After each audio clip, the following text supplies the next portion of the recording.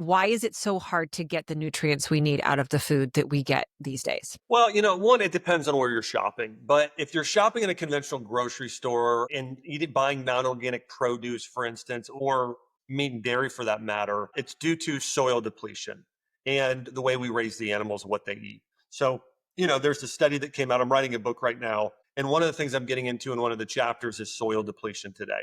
I mean, most of our food has 25%, 65%, 80% less nutrients than it did 100 years ago. Partly what's happened is we haven't followed the biblical principle of letting our soil rest and rotating our crops and also letting animals graze in between. Okay. So what happens today is we have monocropping, and that's where you just grow soybeans or corn or wheat. And then we do the same thing every year, and we never add nutrients back to the soil outside of 3 nutrients. There's like 80 nutrients. We only replace it with 3. And so what happens is the soil now, we have topsoil. Like I remember when I was at my grandparents growing up, we would fish, and I would get a coffee can and I would take a shovel and we'd dig down, and it would be like this, it'd be like black, dark brown soil, and we get worms, earthworms, and we'd go fishing with those. But that topsoil was really thick at their house, it'd go a foot down or so. And that's how it should be. Today, if you go in your backyard in the typical neighborhood, there's almost no topsoil, almost none. And so if you would grow, I did this once, and this is when I knew very little about health. I remember when this is probably like almost 17 years. This is a long time ago. I gardened. I tried to grow pumpkins and squash and stuff just in the dirt in my backyard. Nothing grew, or it grew a little bit and just died. And I just didn't know anything about soil. Well, soon after I started learning about soil, the next year I went and actually got garden beds planted had really good soil. I mean, it grew like crazy. I mean, right now, my wife and I have some garden beds at our house. I mean, the plants are just growing like crazy because I'm very strategic. I do a lot of like mushroom extracts and a lot of these different things in sort of the soil. And so, everything just grows so quickly, and you never have weeds. And that's really but the point there is that most of our food, like if you buy a tomato today and you take a bite of that, you're getting probably half the nutrients versus if you bought the tomato at your local farmer's market or your own backyard. In fact, sometimes it's like 1/4. So it's like, do you remember this old, there used to be this old Total Cereal commercial, and they would say, in order to equal the nutrients in 1 bowl of Total Cereal, you'd have to eat 20 bowls of Frosted Flakes or something like that. I Do you remember this that old, commercial. Yeah. these are in the 90s, okay? These commercials. Well, the same thing is true. In order to equal the nutrients in 1 tomato from your backyard garden or from the local farmer's market, you'd have to eat 4 conventional tomatoes. And the other thing is you're also getting pesticides like glyphosate when you're eating that conventional tomato. So that's a big part of the problem today is the nutrient density of the food is so much lower. This is why a lot of people recommend multivitamins, but ultimately, this is why shop at your local farmer's market, shop foods that are in season and organic, or have just even an herb garden in your backyard. Even before Chelsea and I had a house where we could do garden beds and all the things, we at least had an herb garden where we did some basil and parsley and cilantro and chives and that sort of thing. But that's a big reason why.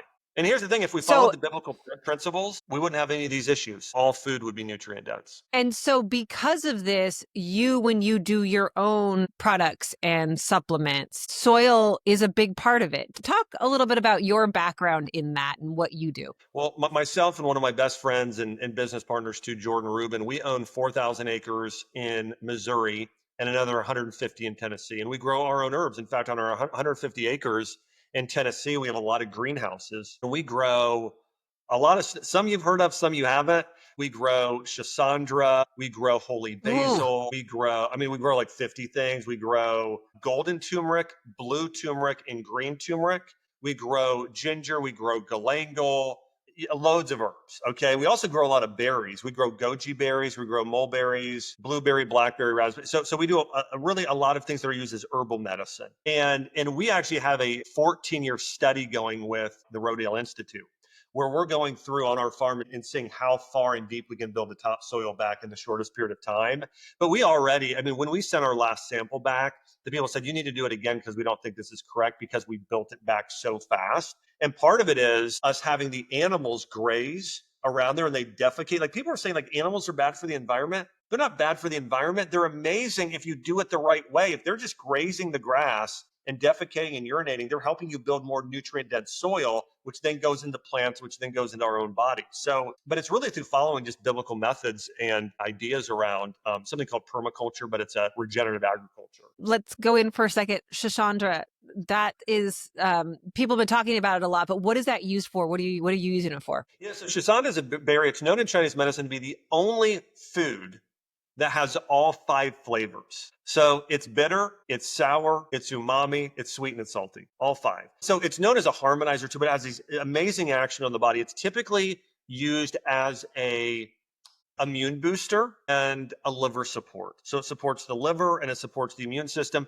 I give it to anybody that has mononucleosis, any sort of like Wow. major fatigue, major lower immune system. It's great for cancer. It's an adaptogen, so it actually can lower cortisol a little bit as well. Yeah, liver and immune issues are probably at the top of the list for it, but it's also an adaptogen. So there's lots and lots of benefits there. It's a great one. I think especially when you look at women, most women who are watching and listening to this podcast are north of 45. We are struggling with going to doctors and saying, here are my symptoms. And just like you were talking about earlier, it's Band-Aid. Oh, you're fine. This is normal. Or here, take an antidepressant, or even just completely ghosted with, oh, it's all in your head. What do we do? How do we get help? Where do we go? And again, to be able to feel heard, but also get solutions. You know, I think when you look at women, especially that are perimenopausal and menopausal, there are very specific nutrition needs. In fact, one of the things that I don't think people address enough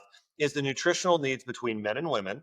They're very Mm-hmm. different, personalized nutrition, and the nutritional differences for women that are that are having a cycle in terms of they should be eating different foods based on where they're at in their cycle. For instance, if estrogen is low, the carbs should be lower. As estrogen goes up, you should actually increase your carb consumption. And then there are certain herbs you want to be doing and foods that build blood before or certain times of your cycle, certain foods when your estrogen's coming down and before you do that for liver detoxification, for balancing estrogen. So herbs like milk thistle. So there's that. And then women that are perimenopausal and menopausal, you really want to focus on herbs and foods that are going to build back moisture in your body. In Chinese medicine, they call it yin building foods. But these are foods that help with hot flashes and night sweats and skin getting too dry and vaginal lubrication. I mean, all these sort of issues. Because what happens in China, when your estrogen drops, because that's what happens during menopause, right? It starts to drop estrogen and progesterone a little bit with it as well. That hormone is responsible for moistening your body and cooling your body.